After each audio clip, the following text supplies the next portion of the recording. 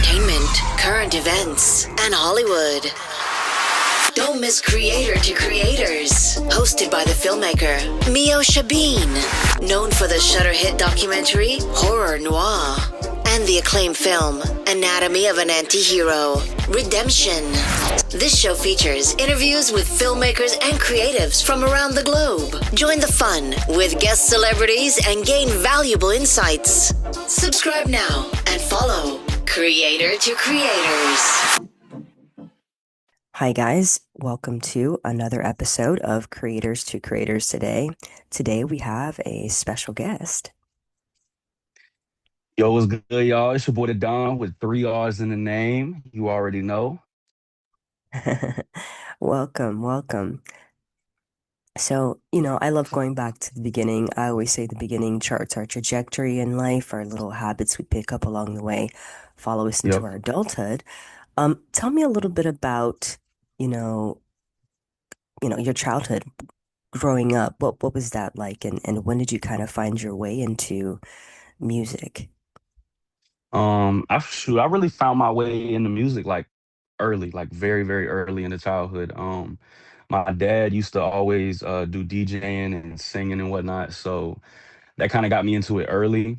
In elementary school, I was heading to singing contests, and like all through elementary, I was winning the singing contest, like left and right. Nice. And it kind of got, thank you, and it kind of got to a point where it was like my pops asked me, I think I was in like 6th grade. So I literally just got to middle school. He asked me, how serious do you want to take this music? What are your dreams and aspirations for it? Basically, like, do you just like doing it, or like, do you actually love this? And, I Mm-hmm. really broke it down. And I mean, I was young at the time. So of course, everything's a big dream and aspiration, but it was heartfelt for me. You know what I'm saying? Like, Mm-hmm. it was something I genuinely loved to do. Like, I would get out of school and would want to sing, you know what I'm saying? Would want to work on a Mm-hmm. song or something. So ended up getting a little setup, a nice setup. And from there ended up learning how to engineer. And when I Mm. learned how to engineer, because you know how it be, man. You wanna rap, sing with all your friends or whatever, and nobody wants to engineer though. Like, nobody wants to No. like sit down and like, okay, let's actually click the buttons and whatnot and figure out what's happening and make it sound good. So Mm-hmm. at first, I was sending a lot of like my songs out to get mixed, and I just had a lot of bad experiences with that. And whether it be like just getting sent back bad mixes or not getting sent back a mix like altogether. And that kind Mm-hmm. of transpired into me being like, hey, you know what? If I just sit down and lock in, I can do this. I can literally do Mm-hmm. this. And ended up being able to do it and come to fruition. Now to this day, I'm a 4 times platinum engineer to add on Wow. to my artistry. So that's just it's a blessing. Music definitely started with me very, very young. Definitely thanks to my pops for that. Because when I tell you, we would just be singing in the living room as if it was the stage every day, damn near. That's awesome. And that's awesome. And that's very true. You have to have, you know, as much as we want to create with our friends and we want to be creative, like you said, it's something like you have to know the the other parts that make you sound Yeah, it's good. not just one side. Yeah, for sure. It's a whole. You got to think about the whole big picture. Right? I was gonna say, you're born in Richmond. Yep. How did that environment shape your sound and storytelling? Um, I would say that Richmond really shaped my sound and storytelling, just like through the grit of the city. Like, Mm, um, it's a very this is a very like it's a small city, but it's very trying to find the right words to really put into it. Um, it's not the most Virginia is for lovers, but Richmond is not the most lovable city as far as like people showing love. Like, so you really mm, gotta you gotta earn your keep around here. You know what I'm saying? Like, you mhm, can't just hop in and expect to be approved of. Like, you have to really go through the trials and tribulations and earn your spot in a city like this, which is very mm, respectable. I don't mean it in a bad way, of course. Um, so with saying that, it showed that I can't just half do anything that I'm doing. Like, everything has to be to my full potential, regardless of what aspect of music it is. I can't just sit here and make a song with half of my energy. No, it has to be full energy or it's not going to be reciprocated the way it needs to be. And that kind Mm-hmm. of just transpired into me yearning to get better and better day by day. Nice. That's awesome. Your brand is built around real, raw, and rare. What does Yep. each of those mean to you personally? Um, real, I'll start with real. Real is the epicenter of everything when it comes to me. Like I've dealt with so much fake stuff throughout my life, whether it be friends, family, just business relationships, anything that real is the core. Like everything that I do with my music is real. Like it's real emotions, it's real stories. It's it's my life. You know what I'm saying? And when it comes to Mm-hmm. being raw, it's me being open with it, which is something I had to grow to learn. Like it's not easy to get in front of a mic and treat it like it's your journal or your diary. Like it's not easy. But in order to connect with my fans, that's what my goal is, to be as raw as possible. And I don't want there to be a filter between me and you. I want you to be right next to me and feel me. Mm-hmm. And then to come to rare, I kind of like to describe my music as like genre bending in the sense of I like to say that like my music really lives at the intersection of like hip hop, R&B, pop, and Brazilian funk. So it's like Nice. I don't confine myself into one box. So that's where the rare comes in, where you're always going to get a rare sound out of me. And also rare in the terms of if you put me next to the next artist, I promise I'm going to be way rarer than they are. That's awesome. When did you start like when you know how some people say, okay, I'm gonna start this, I'm doing this, but to like when you really knew for yourself, like, okay, yeah, I think I got something. I'm pretty freaking awesome at this, and I'm gonna take this seriously. I think I would say the first notion was probably all those singing contests. Like when you're Okay. that young and you're winning like against like 20, 30-year olds and I'm 8 or 7 at the time, it it kind of it kind of already gave me the notion. And like I said, it was already from a young age of just something I've loved to do. So to actually Mm-hmm. see um respect from it, without a Yeah. better word to use, like it it it let me know kind of like, this is my life right here. And from there, it's just been moments in my life where it just keeps showing me, where I feel like the universe keeps showing me like this is your path. I love Like that. all the way from being that young. I love that. Let's talk about your song, Call Me After You Hear This. What inspired that? Tell us about the process. And yeah, I like the title. Thank you. Thank you so much. So call me after you hear this. It's so there's the self-titled song on the album and then there's the whole album around that. And call me after you hear this was very so basically the whole album is based around a very long relationship that I had got out of, and it was definitely very mentally kind of traumatic in a sense, and I had to really get through that. It was a very long relationship, didn't Mm, exactly end on the best of terms, right. and this was my way of kind of putting all my emotions out there that may have not gotten received during, those certain times. So call me after you hear this, and tracks like Don't Go is like it's me speaking to almost the lady in the situation, but it's Mm-hmm. just it's involving everyone in the story of it. Like call me after you hear this. We probably started in 2024, and since then it was just straight work. Like we were locked in the studio left and right just to make sure we were sticking to the 3 R's, making sure everything was raw. It was no filter through anything. Mm-hmm. Um, it all had to connect story wise. So even down to the single and like call me after you hear this. Um, it's literally you can almost think of it as like a text message. Like it's literally, you Okay. know, I want you to call me after you hear what I have to say, basically. And literally a lot of the songs we made here in my studio, only two of the songs we had three of the songs actually we had outsourced to New York because normally we head up to New York. We have a lot of moves that we normally make up there. But everything on the project and even that single was mixed and mastered by me.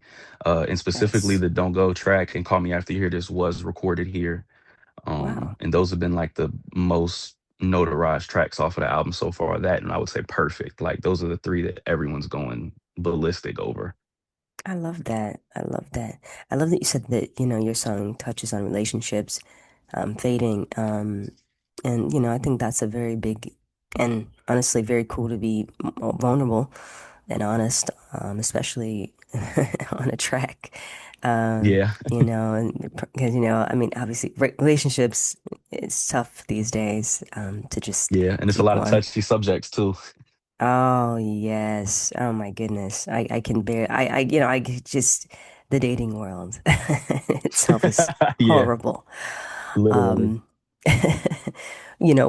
what did you want like, listeners to I don't know, I guess to walk away with when they listen to these songs? What do you want them to feel?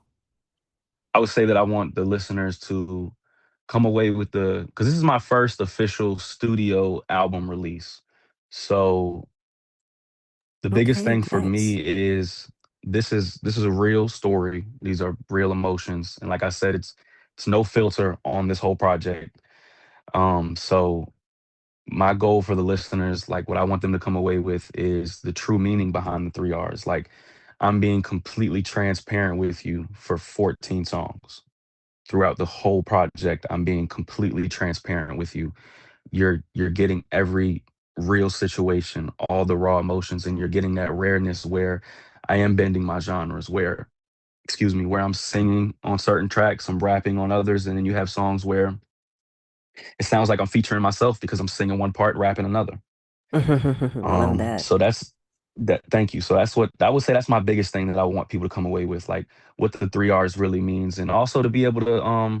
I've had a lot of receptions so far that my project has actually like been able to pull emotional strings far enough to make people cry during listening, and for that, that is probably I don't want no one to cry, of course, but it's such a big accomplishment in the sense of I got my point across. Like Yeah, you can feel me, and that's what I want. Like my biggest thing with my music is to always to connect with the listeners. I want you to feel everything I say. I don't want it to be filler and oh he's just saying whatever. No, I want it to actually touch you. But that would be my biggest thing for sure. Because just being able to connect with people on that kind of level is just it's surreal. Like to actually be able to connect that deeply with another human. It's I love awesome. that. I love that. I love that. So I love asking this question, and there is no wrong answer, I promise. The three levels of Got influence: you. money, power, and respect. If you could choose only one of those things, which one would you choose and why? Mm. That's a really good one. I see what you mean why there's no wrong answer because you can use any one of them the right way, but you can also use any one of them the wrong way. Um, mm. The simpleton in me wants to say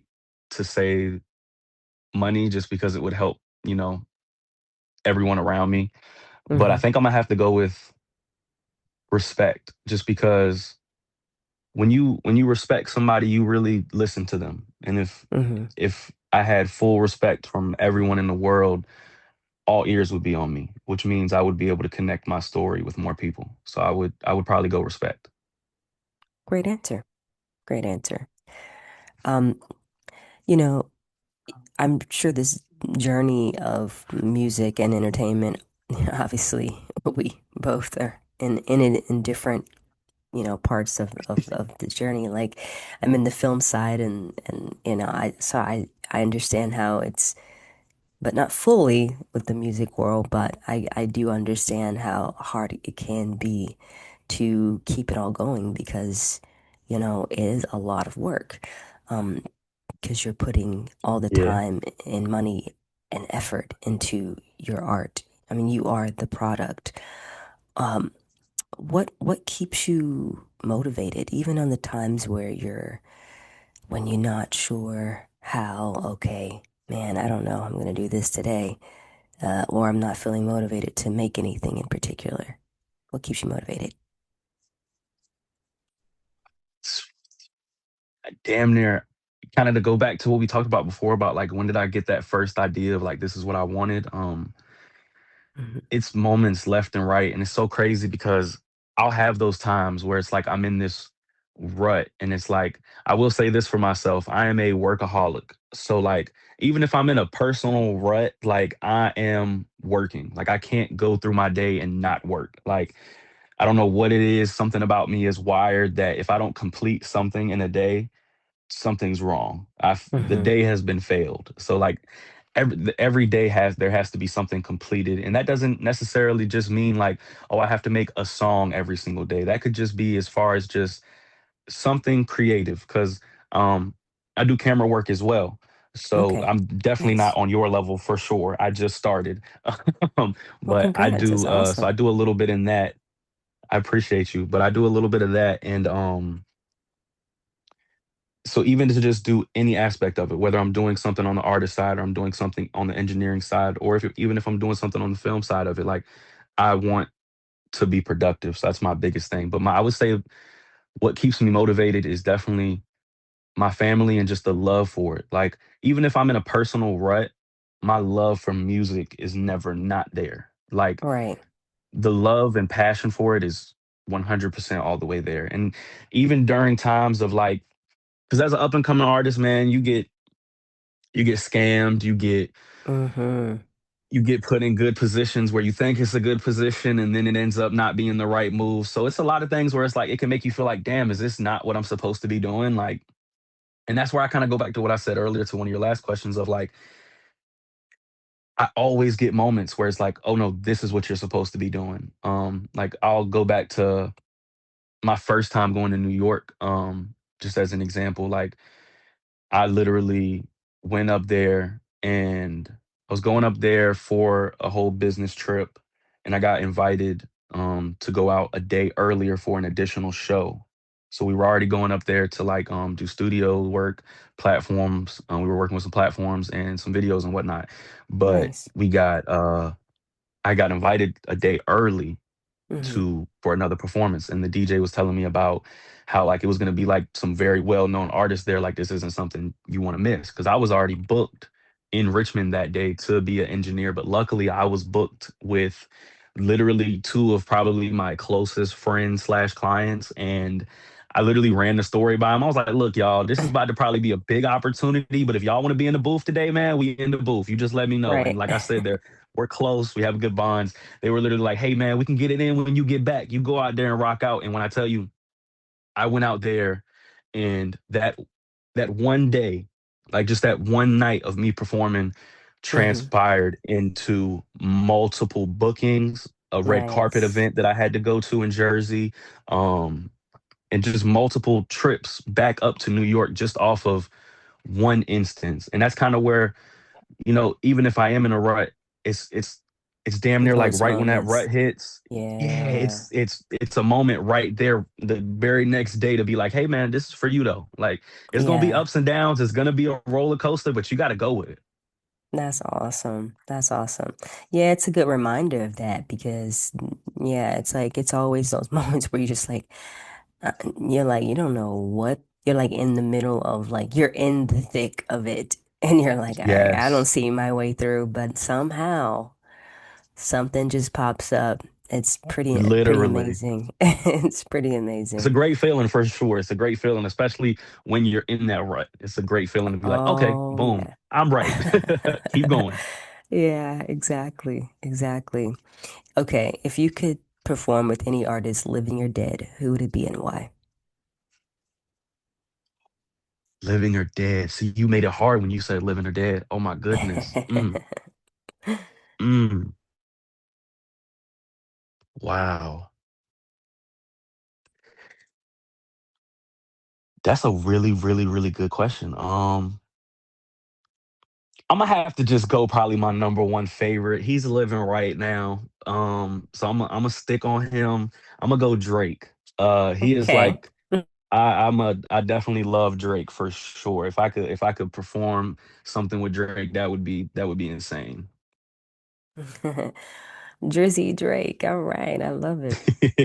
I love it. Do you feel like the music world is changing for the better, as far as like in favor of the artist, you know?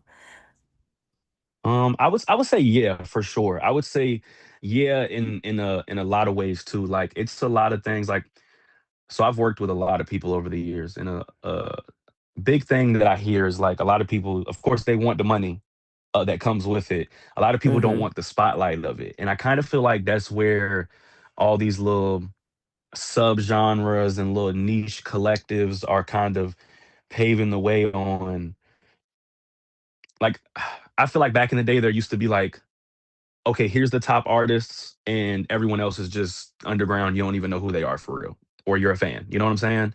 And now I Mm-hmm. feel like it's you have people that the whole world knows. You have people that only your country knows. You have people that only the West or East Coast know. You have people that only your city knows, and they could still be making a living.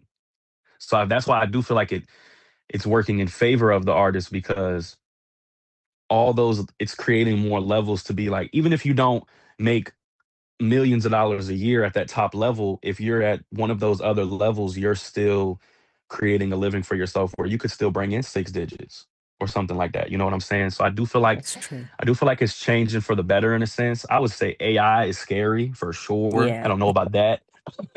I don't know how I feel about that one, but I would say it's definitely changing for the better in that sense. I feel like it's more you can create more of a living off of it now. It's hard still. I'm not gonna say it's Mm-hmm. easy by any means. You have to create your brand. You have to create that fan base. You have to do a lot because it's multiple ways to get paid off of this, but you have to pave your own way in it for sure. But if you're willing to put the work in, you can definitely create financial freedom for yourself damn near at any level. You don't have to be as big as Drake to do that nowadays. Where I feel like kind of back in the day, you had to be one of those top people to be considered like you know what I'm saying?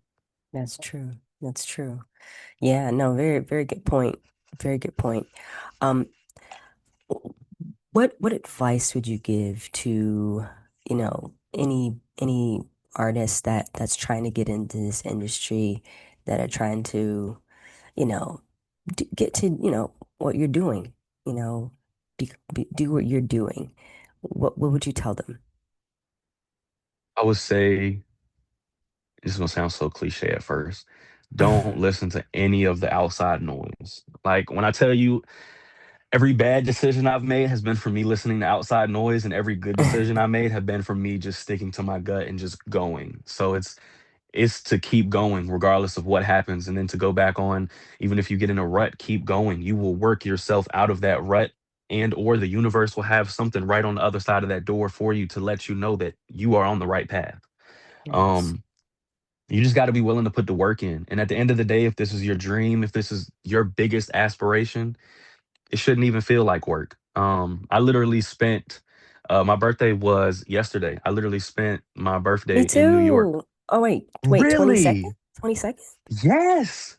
Holy crap, me too. Birthday Whoa, twin. that's Twin, twin, cool. Aries twin. twins. That's awesome. Hey. Oh my God. Happy belated. That's Happy dope. belated. Hey, But that's a I sign. I'm telling you, that's dope. That's so cool. Um, so I was literally in New York yesterday for my birthday. I was there for the whole weekend, but I was there for my birthday, and it was Nice. literally a quote unquote work trip, but it doesn't feel like work for me. Like I Mhm. literally love this. Like, mind you, it's midnight, so at the very beginning of my birthday, we're shooting music videos with one of our close directors, and we're on top of one of the highway bridges. I think it was the like I want to say it was the Brooklyn or the Queens bridge. I can't remember which one, Yeah, but we were on top of it shooting music videos at midnight. So to start nice. my actual birthday as that was first of all, I'm scared of heights. So exhilarating and scary as heck. But it's so fun. And then to literally we finish up, I wake up and we're having a full lock-in with like my favorite producer, Show Beats for the damn near whole half of a day until we head back home. So like literally I spent it doing music. And that's what I mean. Like, if this is your dream, if this is what you love, none of this feels like work. Like, I could have been out of the country, turning up, sipping margaritas and whatnot, but I'm in the studio working. I'm with my I director love working. You that. know what I'm saying? And that's what I mean. Like, you gotta want to go get it. So keep going, but you have to want this. It's like a deep yearn, like a deep yearning sensation inside of me that I have to go get this. And if you have that, then all you got to do is keep going. That's right. That's right. I love that. I love that. I love that. Um, where can people find you on social media to follow everything you got coming up and what you got going on and all that good stuff? For sure. So on social media, on Instagram, it is the Don, the number three RS. So THEDON 3 RS. And then you can also find me on TikTok at the Don RRRM. And then that's also the same for YouTube. Excuse me, that's also the same for YouTube, Apple Music, Spotify, all DSPs. At that point, it's always going to be the Don RRRM. Instagram's the only one that's the Don 3RS. Nice. Did you come up with that name? Like that name or like what like or okay, okay. I like it. I I like it. did. It's a So vibe. the Don came deeper because my actual name is Donovan. Okay. Um but Nice. we have some Italian in our family. So I kind of got the Don from that. And Hmm. then the 3 R's has always been like my self-made label. And I kind of just got to a point where the 3 R's just resonated with me so deeply. And I mean, there's so many just the Dons or such and such the Don or whatever as far as like Yeah. artist names. So I was like, I'm gonna include this part of me that means so much in my name. And I know that it's slightly hard to read when you first know it, but when I tell you once you know it. And that's all that matters. Because once I resonate with you, we're locked in.